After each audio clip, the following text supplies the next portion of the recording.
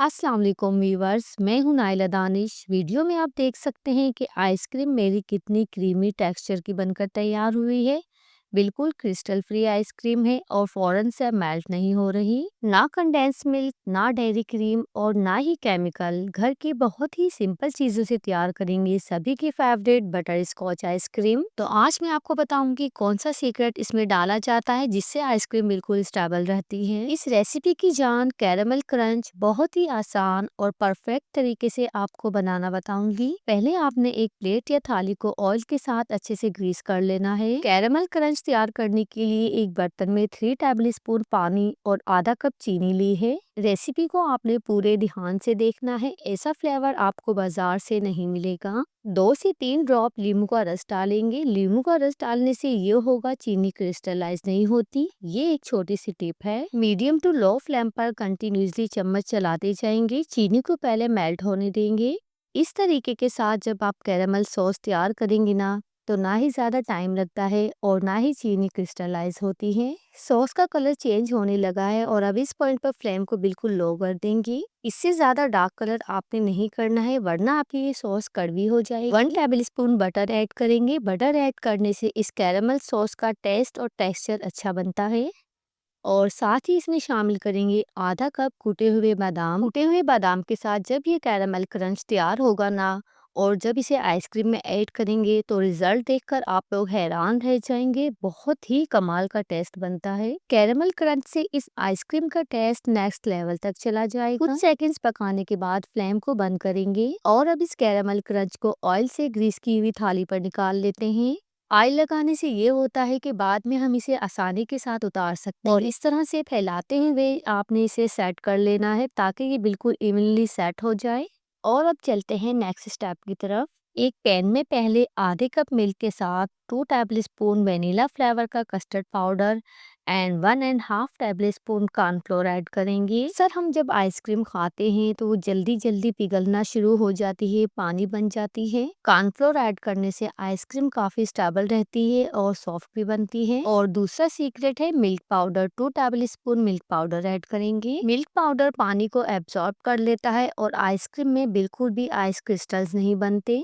पहले एक बार अच्छे से मिक्सिंग कर लेंगे ताकि कोई भी लम्प्स वगैरह ना बने। ये सारी बातें मैं इसीलिए बता रही हूँ कि जो भी आइसक्रीम बनाए उसके लिए बहुत आसान हो जाए आइसक्रीम और बनाना। में बाकी का मिल्क भी ऐड कर देंगे। टोटल 1.5 कप मिल्क का यूज किया है मैंने इस कस्टर्ड को बनाने के लिए। 1/3 कप चीनी ऐड करने के बाद चूल्हे को ऑन कर दिया है। मीडियम फ्लेम पर कंटिन्यूसली चम्मच चलाते हुए पहले इस दूध पर उबाल आने देंगे। अक्सर लोगों की ये शिकायत होती है कि उनकी आइसक्रीम में आइस क्रिस्टल्स आ जाते हैं। 100% मेरी गारंटी है, बिल्कुल भी आइसक्रीम में बर्फ नहीं जमेगी। बहुत ही क्रीमी क्रीमी सॉफ्ट और माउथ मेल्टिंग ये आइसक्रीम बनकर तैयार होती है। उबाल आने के बाद आपने इस कस्टर्ड को 2 से 3 मिनट के लिए पका लेना है, जब तक कस्टर्ड इस तरह से थिक कंडीशन में ना आ जाए। कस्टर्ड बिल्कुल रेडी है। पहले इसे रूम टेम्परेचर पर ठंडा होने देंगे और फिर उसके बाद आपने इसे फ्रीजर में रखकर पूरे 1 घंटे के लिए यक ठंडा कर लेना है।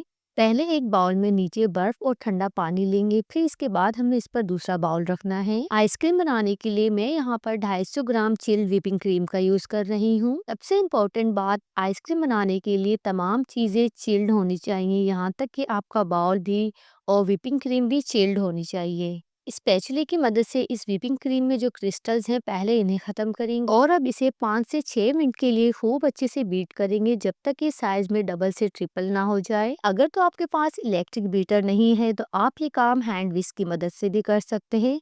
बस उसमें ये होगा कि आपको टाइम थोड़ा सा ज्यादा लगेगा। और जब ये इस तरह से स्मूथ कंडीशन में आ जाए, अच्छे से इसमें हवा एब्जॉर्ब हो जाए और साइज में डबल से ट्रिपल हो जाए, ये देखिए इसमें इस तरह से स्टिफ पिक्स बन रहे हैं, तो आपकी व्हिपिंग क्रीम अच्छे से बीट हो चुकी है। ये बिल्कुल परफेक्ट कंडीशन है। कस्टर्ड को ठंडा करने का मकसद ये होता है कि हमने इसे व्हिपिंग क्रीम के साथ एक स्मूथ सी कंडीशन में लाना होता है। पहले इस कस्टर्ड को 1 से 2 मिनट के लिए खूब अच्छे से बीट करेंगे, जब तक ये बिल्कुल एक स्मूथ सी कंडीशन में ना आ जाए। अगर तो आप डायरेक्ट ही इस कस्टर्ड को व्हिपिंग क्रीम के साथ ऐड कर देते ना, तो फिर आपकी व्हिपिंग क्रीम का सारा क्रीमी फॉर्म खत्म हो जाता। तो इसके लिए हमने इस कस्टर्ड को अलग से बीट किया है ताकि ये बिल्कुल एक स्मूथ सी कंडीशन में आ जाए। और दूसरी बात, अगर आपका कस्टर्ड रूम टेम्परेचर का या गर्म होता तो आपकी सारी व्हिपिंग क्रीम खराब हो जाती। और अब इस कस्टर्ड को इस व्हिपिंग क्रीम के साथ बीट कर लेते हैं ताकि एक स्मूथ सा टेक्सचर आ जाए। यकीन जानिए, बहुत ही बेहतरीन फ्लेवर आता है जब हम इन दोनों चीज़ों को अच्छी तरह से मिक्स कर लेते हैं। 250 ग्राम व्हिपिंग क्रीम के साथ आप 2 लीटर के करीब आइसक्रीम आसानी के साथ घर पर बना सकते हैं। ये देखिए कितनी क्रीमीनेस है, कितनी स्टेबल है। आपने मेरी बताई हुई सिर्फ छोटी छोटी टिप्स को फॉलो करना है, फिर आप देखिएगा सेम आपको बाजार जैसा फ्लेवर मिलेगा। वही क्वालिटी, वही टेक्सचर, वही टेस्ट। और अब आपने इसे किलिंग रैप की मदद से कवर करके फ्रीजर में 3 से 4 घंटे के लिए जमने के लिए रखना है। अगर आपने इसे खुला रख दिया या फिर सही से कवर नहीं किया तो इसमें आइस क्रिस्टल्स आ सकते हैं। और अब जो कैरेमल क्रंच हमने बनाकर रखा था, ये देखें ऑयल लगाने की वजह से ये आसानी के साथ उतर जाता है।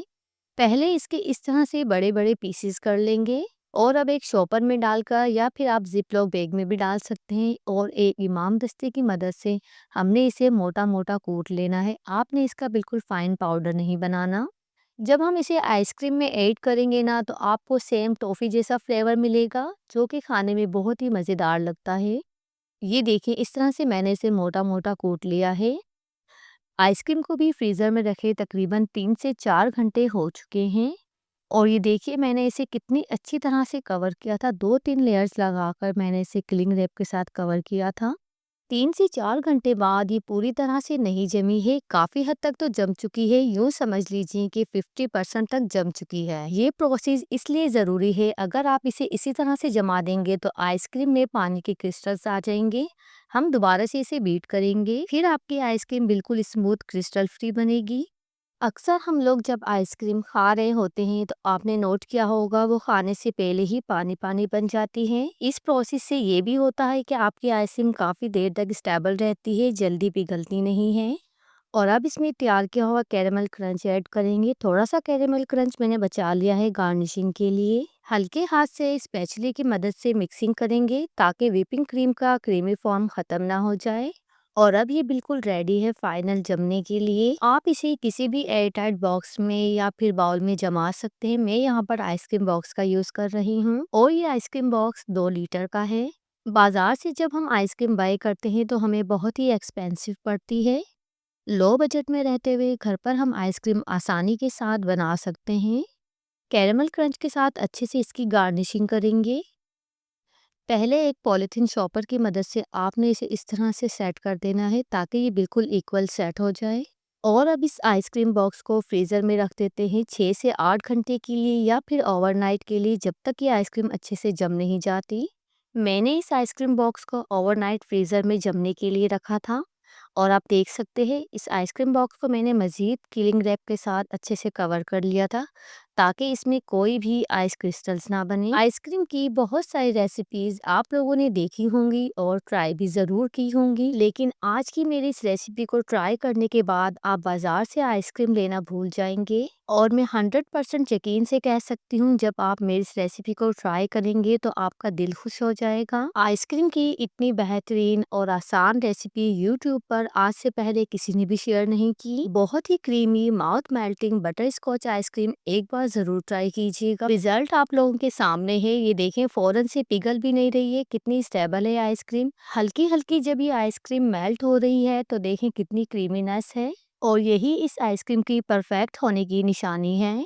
वीडियो पसंद आई हो तो वीडियो को लाइक, चैनल को सब्सक्राइब कीजिएगा, ये आपकी तरफ से मेरी हौसला अफजाई होती है। टेक केयर, अल्लाह हाफिज।